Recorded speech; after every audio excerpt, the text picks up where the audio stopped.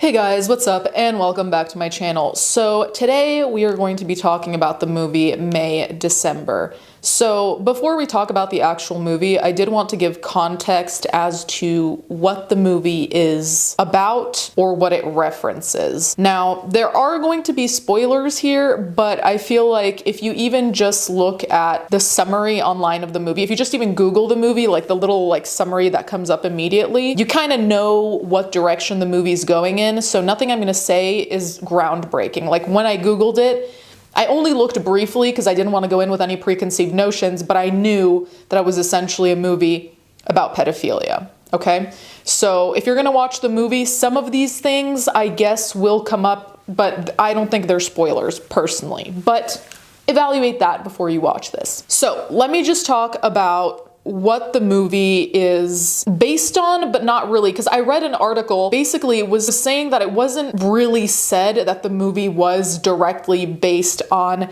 Mary Kay Letourneau. So they didn't say that it was specifically about that, but the similarities were so there that the implication is there that it is about that. So there's a little bit of a distinction there. Regardless, let me just talk about briefly the real life case. And if you guys want to, I can go into more detail, but I really did want to focus on the movie. If the story feels ripped from the headlines, that's because the film is loosely inspired by the Mary Kay Letourneau tabloid scandal of the late 1990s. Letourneau was a 34-year-old elementary school teacher who initiated a sexual relationship with her 12-year-old student, Willy Foilau. I never heard his last name said in the movie, so I'm sorry if I butchered it. After a 9-month affair with Foilau, Letourneau was arrested and pleaded guilty to 2 counts of second-degree child rape. She gave birth to Foilau's first child in 1997. While sentencing, they had a second child together in 98, while Letourneau served a 7.5-year jail sentence. Letourneau married Foilau in 2005. When the latter was 21, the two remained married until 2019. Letourneau died 1 year later at age 58 from cancer. The scandal prompted a TV movie that aired in 2000 on the USA Network starring Penelope Ann Miller as Letourneau and Omar Anguiano as Foilau. Letourneau cooperated with the producers on the film and even spoke with Miller over the phone and provided insight into the role. I'm gonna pause briefly here. So as you've heard, we are going to be talking about pedophilia, child rape, grooming. What I want to underline here, just to give you an idea of what kind of person Mary Kay Letourneau was, which she's a pedophile, so by definition, irredeemable for me just on sight. Regardless, imagine being a pedophile, having sexual relations, aka raping a child, a 12-year-old. They make a movie about you, about your crimes against a child, and you cooperate with the producers giving them notes on how to portray you for doing your crimes, like how to portray you as a pedophile, how to accurately portray you as a pedophile. I'm sorry, I need to let that sink in because I could not imagine committing some of what I deem the most heinous crimes against a child, and then they decide to make a movie about me and I'm like, oh wait, but let me tell you how exactly I was a pedophile. Like, I'm sorry, that's not computing for me. Like, that is making my brain short circuit. But that just underlines my entire theory that there was no level of remorse there at all. And this is going to come up when we talk about the movie. So anyway, the movie is based on this absolute sad excuse of a human. Let's talk about it. So I made some notes. I'm not going to go into super detail. I'm going to talk very broadly, but there was one moment, 6 minutes and 49 seconds in, that had me fucking shook. Julianne Moore is the one who plays Letourneau. Okay, so Julianne Moore in this case is the pedophile. So there's a moment at the beginning, and like I said, I didn't look up pictures of these people. I really wanted to try and go in as blind as possible. So I kind of assumed Julianne Moore was going to be the pedophile, but I didn't know who was going to be Foilau. There's a point where I'm like, oh, this is her son, right? And then she kisses him on the mouth and I'm like, oh, this is Foilau. And that fucking hit me like a train. I was like, okay, because the way the movie is shot is not like, you don't see it chronologically happen. You don't see when she actually meets Foilau. And I saw people on Twitter saying to be careful about how we talk about all this because like she's dead. But he's still alive and his daughters are still alive. So I would also I know that in the comments, no one's going to be mean about him because like, what can you really say of mean about someone who was victim to a pedophile and a groomer? But regardless, let's just keep that in mind. So Julianne Moore in the movie, I see this kid and I'm like, oh, that must be her son. And then she kisses him on the mouth. And that is the first time where you're really fucking hit with, this is extremely jarring. And you know it's going to be, but when you see it on screen and you could easily misinterpret her partner as her son, that's when you're like, okay, this is gonna be really deeply fucked up. So then there's Natalie Portman as well. And Natalie Portman is an actress doing research on Gracie, which is the pedophile character that Julianne Moore is playing. She's basically rehashing the Le Tourneau case. So she's asking Julianne Moore, or Gracie, and her partner slash victim, Joe, about how everything happened. Because in the movie, Natalie Portman is an actress and she's going to be portraying Gracie in a movie, so she's doing research on the character. So that's why she wants to meet with them and understand, because she's doing this independent movie. One quick thing I'm going to note, and I'm not going to go too far into this because it was only mentioned in passing in the movie, there are some racist undertones here, and again, it's not super analyzed, which is why I only want to touch on it briefly because it really is like a second. Joe was they say the only Korean family in the neighborhood.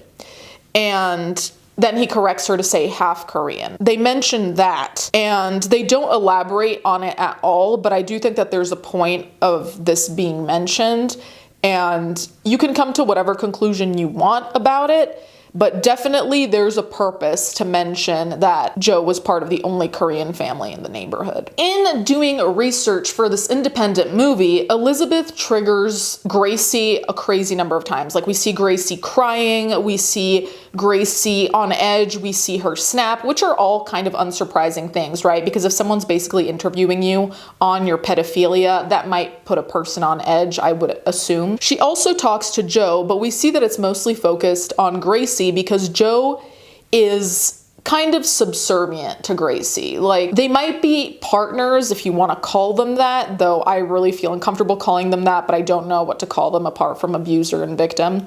So they're quote unquote partners. And I mean, they've had kids together at this point, so there's that extra layer that is deeply troubling. The idea of abuse is emphasized because Gracie is the boss. Like, it's so obvious that she's the boss. And basically, he seems like an extra kid in the house. Like, he seems like an in-between of like father and child. It's a very weird dynamic because, I mean, realistically, as much as there are unconventional families and whatever else, it's like we have a very clear idea in our heads of two parents who are kind of the same age-ish and kids who are far off from both of their ages, typically, right? So here, it's like he plays this middle character, which is really uncomfortable because you'll look at him and you won't immediately think father, but you also know that he's not the son. Very weird. She's very much the boss, which is important because there is an interview, like a real interview with Mary Kay Letourneau, like the real pedophile here. And there's a conversation between Letourneau and Folau that is televised, and there's also a journalist there. I'm just going to show you it because it is so disturbing to me. You were the adult. You can say that. I am saying that. I was by age. And by maturity. You maybe.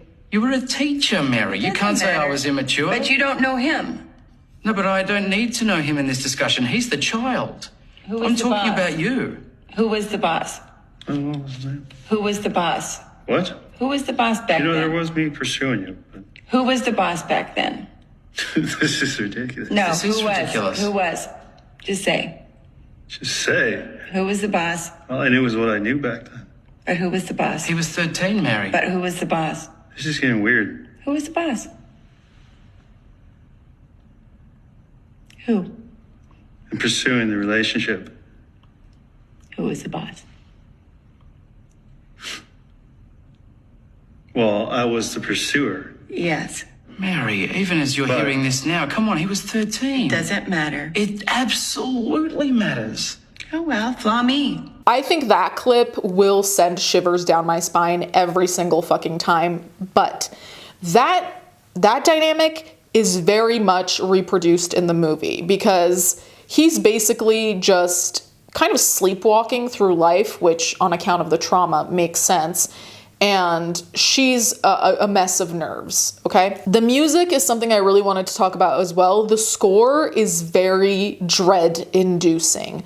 Like, I think this is a great movie and it's very well made, but it is the movie that will make you not necessarily anxious, but very uncomfortable, which obviously I think is part of the point considering the subject matter. Watching this alone when it was dark out and making my little notes on it, I felt like I could feel my heart beating sometimes, because you know something terrible has happened, but you don't really know the details yet, but you know that some trauma is there, but we're not actively really talking about it.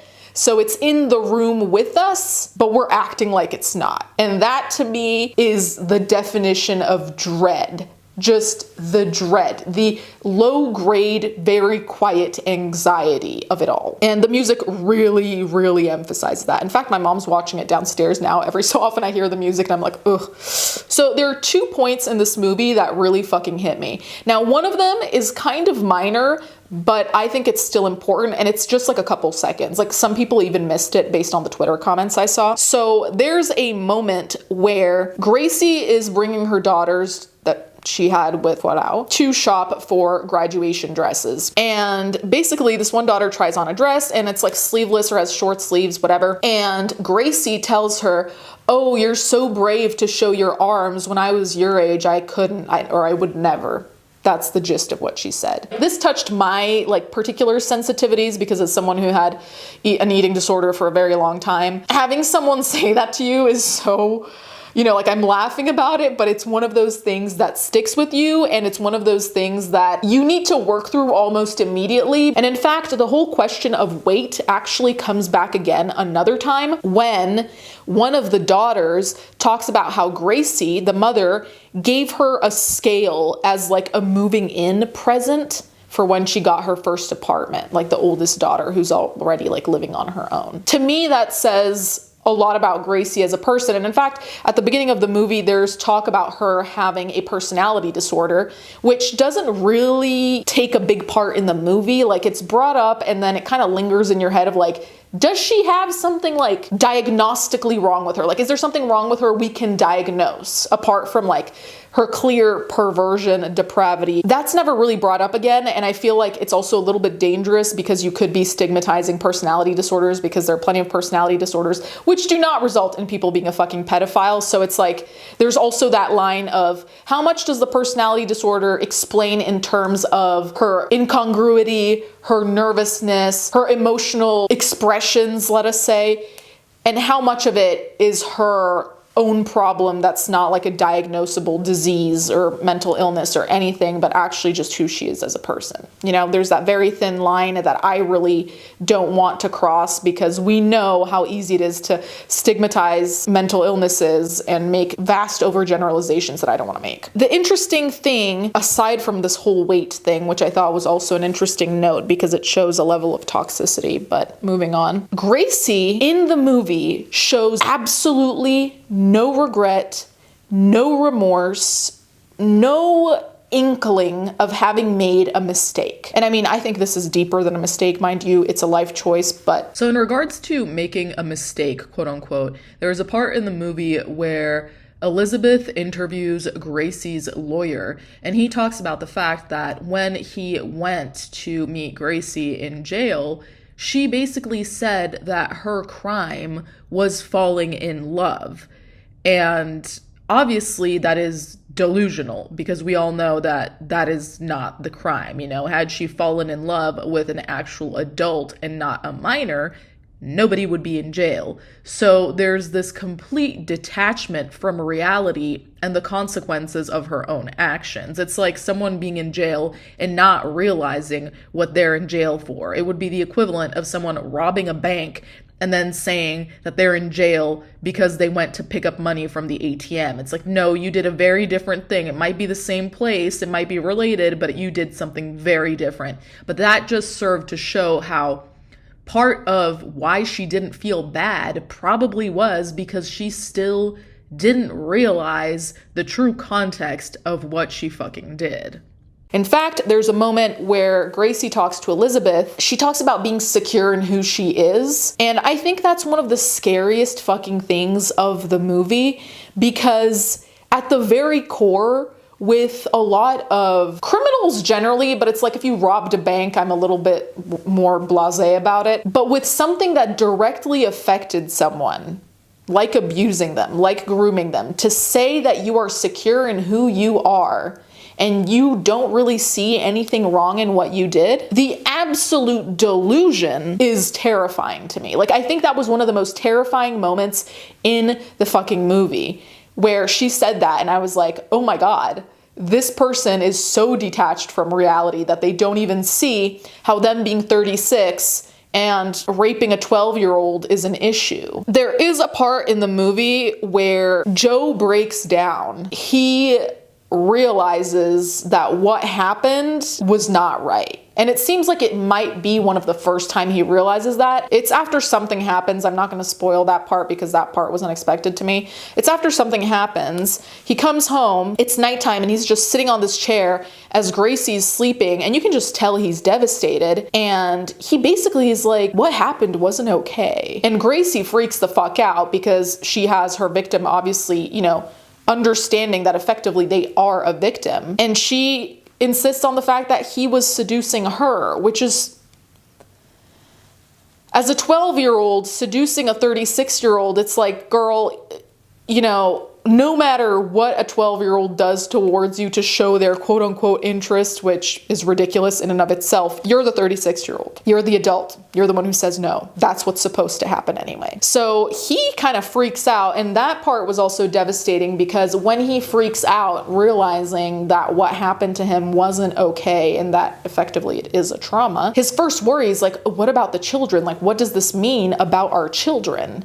Which I thought was also devastating because in light of realizing his own trauma, his first thought was like, oh my God, my kids. So like I said, there's this continuous theme of Gracie not really addressing that she did something wrong. But the other thing that I noticed that really fucking bothered me, and then I'm going to end on this because otherwise I really am going to spoil the movie. So Joe worked at a pet shop and him and Gracie were caught in the storeroom of the pet shop having some kind of intimate relations, and that's how the news got out. So Gracie now, she bakes cakes and it's always the same people ordering cakes from her. We don't know why that is until I think it's Elizabeth who asks in her research, and we find out that basically the neighbors and the community around Gracie and Joe are the ones that are continuing to order cakes, basically to keep Gracie from losing her shit, to keep her having a sense of purpose, right? In one way,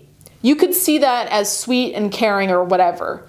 In another way, the way that I read it, is that this community is complicit. Now, granted, some of the neighbors may have known Gracie for years prior, so like there's some level of allegiance, but for me personally, if you're a fucking pedophile and you raped a 12-year-old, I am not investing a single fucking dime in your business, end of. But I'm specifically not going to even invest a moment, a millisecond, to make you feel better about being a pedophile. And so when you find out that the community is kind of in on ordering cakes from her in order to kind of keep her sane or keep her busy or keep her kind of okay, I'm like, is this the person we need to be worried about? Like, out of her and Joe, is she the one we need to be worried about? And this goes back to the conversation we have every single time I talk about female pedophiles. The behavior around them is different because in this movie, you see their relationship be legitimized. Like, granted, you see Gracie's friends talking to Elizabeth, being like, oh, they're very well loved around here, be kind to them. And it's like, what? Like, be kind to Joe, yes, but her? The 36-year-old teacher who raped the 12-year-old, we need to be nice to her? Like, what? So it made me also wonder about like the actual real case. I'm hoping that in the real case with Mary Kay Letourneau, the community wasn't like this, because if that is the case, that is absolutely unthinkable. If a man had done the same, I'm pretty sure most people would not be running to order from his business in order to keep him in a happy, good mood for being a fucking pedophile. So that was also what was scary, like the complicity. I haven't talked much about Elizabeth, Natalie Portman's character, mainly because a lot of her character is passive. And when I say passive, obviously she's doing research, right? So she's kind of there as an observer more than anything else, though she does ask questions, as I've mentioned prior.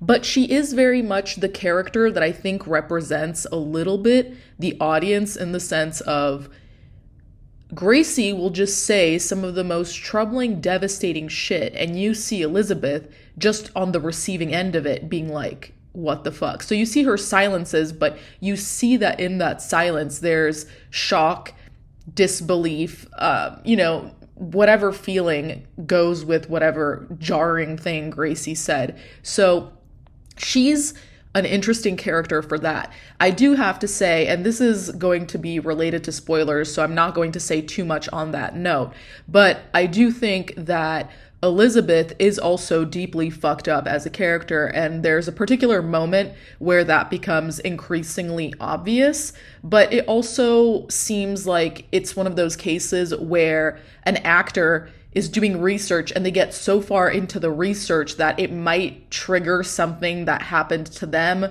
or that has to do with them. And I don't know if that's the case specifically with her, but you do see a kind of turning point where you're like, okay, this is an actress doing research, fine, sure, whatever, but none of this behavior is particularly normal.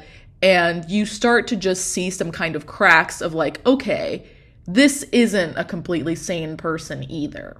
There is an older son that Gracie had had with her first husband, if I remember correctly, and he went off the fucking rails, basically, when he found out about it. In fact, there's a mention about him not, like, living up to his potential because he is, as far as I understood, either bi or gay, because he talks about a relationship he'd had with another man. There's that, which is not a reflection of what happens. I'm just trying to describe the character here. So we find out about that. Then we find out that basically the whole trajectory of his life kind of changed via what his mother did. So he seems a little bit overly emotional, a little bit on edge, a little bit jumpy, just like very much a difficult to pin down character. And I think that's the point. And even in the movie, they say that, you know, like what happened didn't happen without its casualties, referring to him. So referring to the fact that this fucked him up deeply enough that it rerouted his life, and understandably so, mind you. But he is one of the few characters that you see where you can really see the damage, because there's also the ex-husband that they talk to, and the ex-husband, you can tell he was hurt and fucked up by it, but he still has his feet relatively on the ground, and that's on account of, you know, being already an adult, finding out about that. This kid, I can't remember how old he was, but he's still young when you see him in the movie once everything had already happened, so he must have been rather young. I think he was about the same age-ish as Poirot, which already, that's like terrifying. So the way it fucked him up was very different because it was during formative years. And I think that that's also one of the most devastating moments where you're like, oh, this person really is not okay. That's all I want to say about the movie. Frankly, I think it's a very well done movie because, like I said, the feeling of dread is so visceral. Like, there were times where I felt myself curling up into myself, just like holding my legs to my chest. Just, it was a lot. I highly recommend it. It is heavy, obviously, and it also is probably one of those movies you watch once and then never again. There are very few movies that I feel that way about, but this is one of them, just because it's so heavy that I can't really imagine a context where I'd be like, yes, let me sit down and watch this again. Unless it were for research. Anyway, you guys can let me know what you think in the comments down below. If you watched the movie, also let me know what you think. If you know about the case, let me know. Let me know all the things. Anyway, thank you guys so much for watching. Thank you to my patrons as always, and I'll catch you guys next time.